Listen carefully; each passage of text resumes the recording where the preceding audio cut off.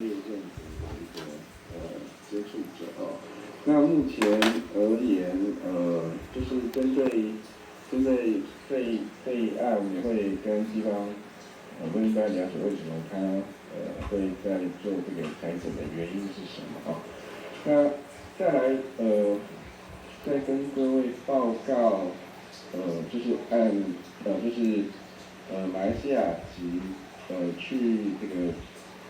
就是马来西亚确诊的这位个案哈，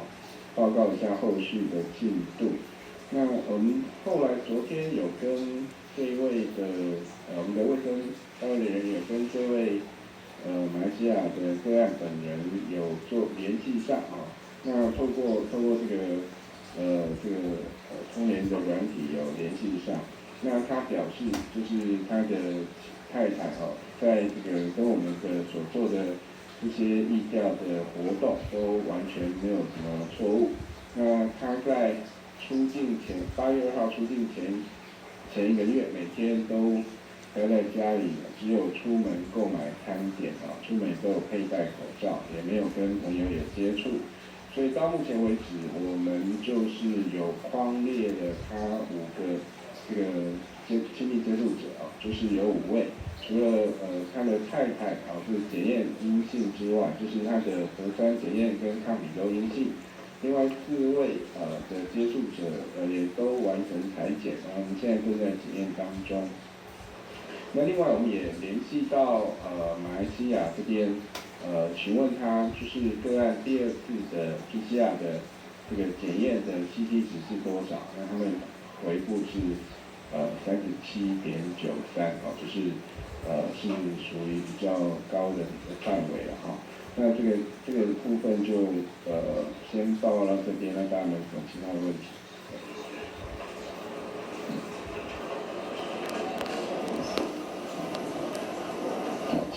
如果请教一下，今天新增这位10多岁的案485，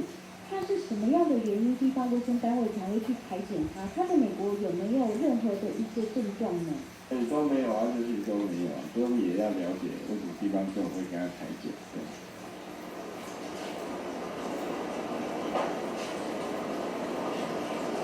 好，请。不好意思，想请教一下，因为月底会有捷克传来，然后是有90人。那因为那个外交部长有说，就是如果要隔离的话，可能他们就不会来了。那所以想要请问一下，会不会有就是除了有在地这个防疫之外，其实有参考一些政治考量在里面这样子？应该是说，我们当然也会根据上次就是说美国的卫生部长，还有上次日本前首相森喜朗的这个来台的这些行程，那根据过去的经验来帮这个捷克参访团来设计整个防疫计划啦。那这个部分我们还在跟外交部还在谈，就是说他们的这个比如说在捷克的时候会先做检验，先做采检阴性，然后才能够上机。在入境之后，那在哪一天要做采检？那这个大概都我们会做一个规范。那还有他们住到这个旅馆的一些安置，那跟那个要专车专送，还有这个传进传出，这些大家都会做一个详细的一个规范啊。那另外甚至也会要求他去参访的一些单位，也请他们就写防疫计划，会用这样的方式来，以我们指挥中心的角度是如何避免这个他在这个参访过程当中有任何可能的传播这个传染，就是新冠病毒的这个可能性。那这个是我们在做的。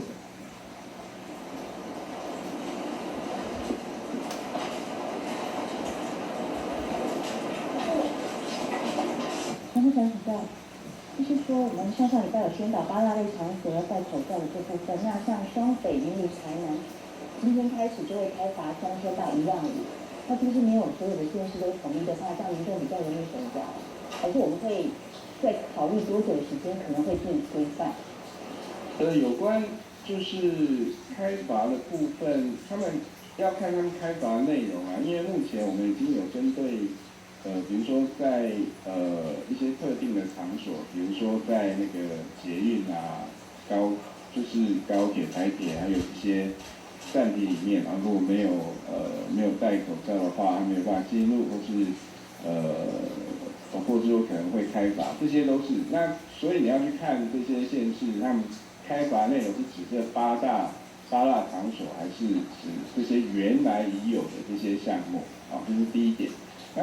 第二点就是说，目前指挥中心在针对未来这有关这个戴口罩的这个部分的政策，我们目前是规划还是以宣导为主，但是未来就是我们也的确是会有说，如果没有办法落实，或者说在什么样的情况之下，会开罚，这个目前我们还在签核当中啦，所以到底这个部分，因为还没有最后出来，我这边也没有办法再多做说明，谢谢。太紧。因为用麦克风问一下。马来西亚的这个个案，我目前是把它感染源的部分，现在大概会把它列为台湾还是就感染源大概会是哪一边这样。然后另外我想要问说，因为现在传出就是中国大陆那边传出有多起就是海关的海鲜或者是一些肉有验到病毒，那我们有没有这样的状况？那我们会不会未来针对这个部分，然后会有其他的一些裁剪或是防疫的措施这样子？然后另外是今天早上黄珊珊提到说那个检疫旅馆，好像有一般旅馆也有来收那个移工的部分，这个部分能够提供什么样的协助？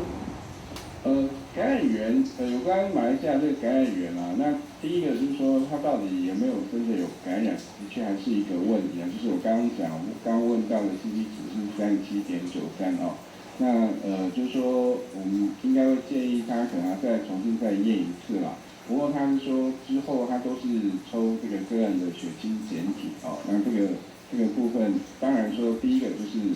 考虑他是真的有感染。那第二个是，他是不是真的是在台湾可能是他的可能的感染源在哪里啦哦？那我们目前当然就是因为他还有4个这个接触者都还在检验当中啊，那这一块我们会等这个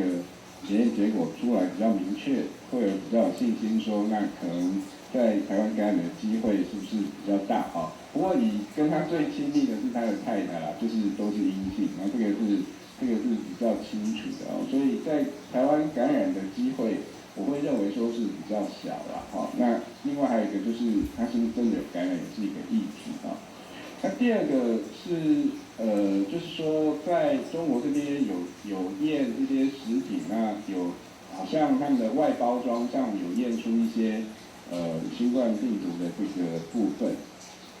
那这个其实从世界卫生组织他们也一直宣称这个 COVID-19 这个病毒还是以人传人还有这个飞沫传染为主啦哈。那由这个食品包装来感染没有这样的案例啦。所以有关这一块我们会认为说即使就说我们目前并不认为说有这个可能性的传染，但是如果大家针对这一块，要如何确保完全都不，因为有可能残留在上面只是验到它的这个 RNA， 就是它的那个 RNA 它不是真的是有传染力啦，应该这么说哦。所以应该是说，即使你感染到，也应该不会被感染，但是要确保的话，就是说，大家就是在料理的时候，有关这些冷冻食品，那切记啊，第一个打开之后，那这个拿出来这些食物都要煮熟，第二个这个手要彻底的清洗。好，刚才您听到是疾管署的最新记者会。